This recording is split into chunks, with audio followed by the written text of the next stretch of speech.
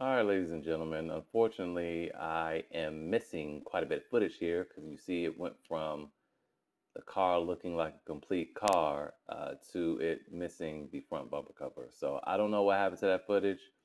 Um, Kind of unfortunate because I really wanted to show people how to get that bumper off, but I guess it wasn't fair anyway because the bumper was missing quite a few screws from being so jacked up from the accident. So here we are, we're working on taking off the actual bumper, not the bumper cover.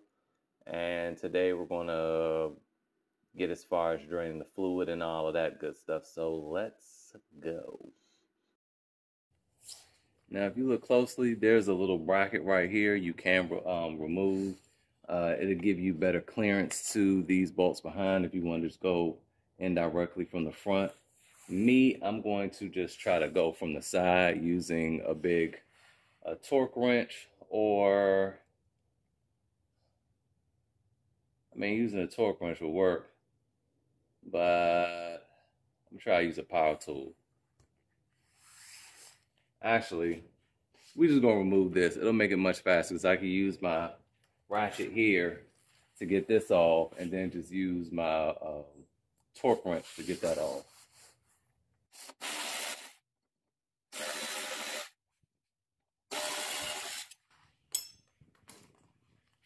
All right.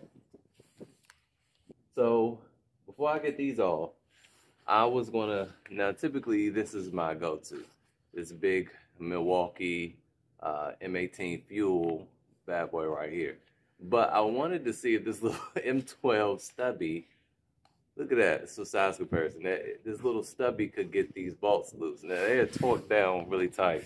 And I'm using this 2 amp hour battery that I was just using on that ratchet. So we're gonna go and try it. And I have like this big adapter set that I got around Black Friday. It's a Husky set. And it has all these different adapters. It's 19 of them. It was like $20. So I'm going to go ahead and put this on there and see if this little impact wrench will loosen that bad boy up. I don't know. We gonna see.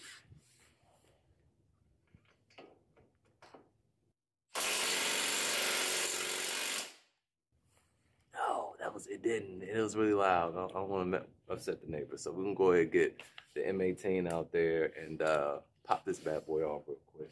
This is that Husky brand, and even if this cracks, I hope it doesn't. I don't want to get hurt, but if it did, you know, let's take it back to Home Depot, get another one. Here we go. Number 2. Right off. Look at that, completely off that fast. Oh, that stubby was trying, wasn't it?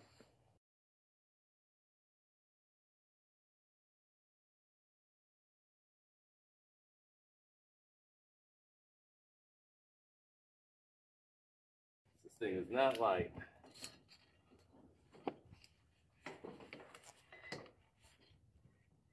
Oh man, forgot about something.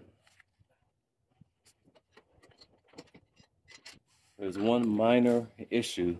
I forgot to take the power steering cooler off, so I'm gonna go ahead and do that. All this is just two 10mm nuts. Take that off, and this comes right off of here. So I'm gonna go ahead and do that real quick, and then we're done.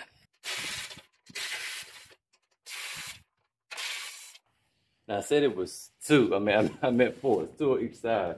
Once you do that, you just kind of give it a nice gentle bump over, comes off, and there you go. It's loose. She's free. And then we're gonna put this bumper to the side, and we done. All right, we out here. It's the next day, and today we're gonna focus on getting all this. We're just gonna try to go as far as we can, but my goal is to get all the coolant drained and get this moved out of the way. And at least start to inspect the alternator. Now, I've been sitting here trying to figure out how to prevent the mess. I'm not really trying to deal with a whole lot of liquid because it is very cold, as you can see. But I think what I'm going to do is, since it's the W12, it has a secondary radiator here. So what I think I'm going to try to do is just disconnect this hose here, put, put that thing underneath here, disconnect this, and let all the coolant drip down into that container. And once that stops, then we'll move on to removing this and pulling the hoses from the rear. I'm still going to likely have some spillage, but that should greatly reduce the amount of spillage that I experience. So let's go ahead and get started. One thing I wanted to go over was how to remove the weather stripping. I had another Phaeton and it had went to the dealership. What they did was just cut that. Obviously, that's not what you're supposed to do. They're a little, let's see if I can show you. See how they're secured there? All you gotta do is push those up. Now, in the wintertime, it's a lot harder than when it's warm out. But you push them up, and then you just pull it out. And usually I use a pry bar or a flathead screwdriver to push this up while I pull. I'm using one hand, but I just wanted to illustrate how you do that. And then you pull it up all the way around, and then you can just fold it back where that crease is. Fold it back and move it out of the way. All right, so at first glance, it looks like I might be struggling with this hose a little bit, but right here what I'm doing is trying to just get some of the coolant out, so when I take the hose off it just won't shoot out everywhere. Trying to mitigate the mess here, but it was cold and I don't want to sit there holding that thing all day long. So you see me wiggling the hose there. What I'm trying to do is get the hose to pop. After a while, when if the hose hasn't been disconnected in a while, it gets a little stuck and you got to wiggle it until it pops, and then you can, easily slide it off. All right, now all the coolant is drained out. We're going to go ahead and button that hose back up. Well, probably all of it's not drained out because that's a 16-quart container and it's 18 quarts in the system. So you got coolant in the engine and all of that. But I don't think we're going to experience too much more. I'm going to go ahead and button up that hose now and move on to the next step. Wow, you know what? When I was looking at this before, I was looking like, this doesn't look like it's all that secure. And look, it wasn't. Neither was this. Well, that's not tight either. If I just took the socket, look at that. That is ridiculous. How did I manage not to come back and tighten this down? Oh my gosh, both sides are like that. Oh my goodness, they're just not even, they were like finger tight. That is crazy. All right, so this part is probably the hardest part of the job. Well, I'll just say it's one of them. Getting this radiator and condenser and all, and the fans and all that stuff off is a lot of moving and adjusting and shifting to get these things off. Behind this thing is 4 radiator hoses. Then there are air filter ducts you have to remove. Then there are a bunch of electrical connectors. In fact, and then there's also the hood latch, which is really hard to get off. I ended up breaking it this time around, unfortunately. It still will work. I just broke the little plastic housing because, when it's cold outside, plastic is brittle. So anyway, I was able to get all that stuff off eventually, but this part is not funny. You have to hold it a lot of times. You see, I was just now holding it. My back hurts. If you're shorter and you have small hands, this job will go a lot easier.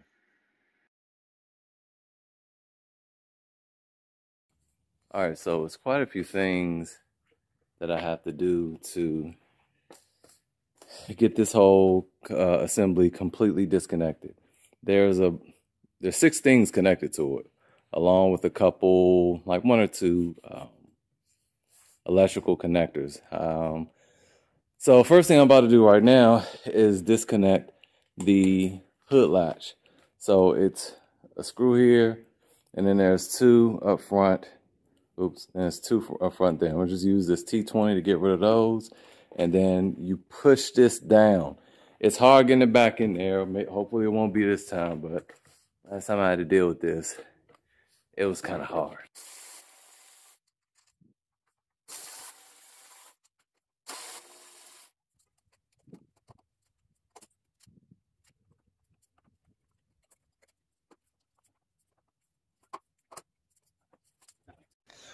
All right, before I get into mounting this thing back to the tripod, I wanted to show y'all one thing. That okay, so the hood latch is connected to a cable, obviously, that goes in through the firewall back there. So there is a little station right here for the cable to connect to, so it doesn't, you know, fall down on the fan blades and get chopped up. Now, I mean, it'll probably be kind of obvious to most of you, but I'm still outlining it. The way to get this off easily is to use a hammer and a flathead screwdriver. So you will place its two teeth. Let me pull up and show you. So it's this thing. And it's hard to get on. Well, it's not that hard to get on. See, I'm pushing it on like that, and it'll look like this from the other side.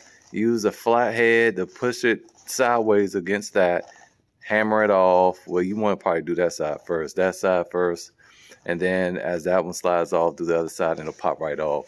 But it's going to be almost impossible to get that bad boy off with your hand, and you don't want to risk, you know, damaging the cables or anything.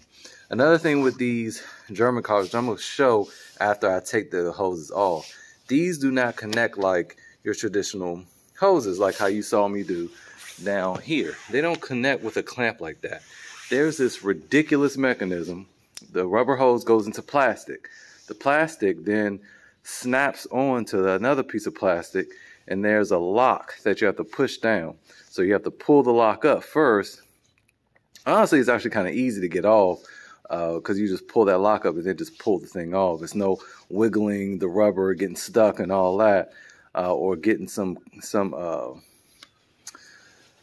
I don't know the name of the tools right now, but getting some of these and then some pliers, pinching the thing and pull it off. No, it's none of that. You just pull the thing up and pull it off. The problem is getting it back on.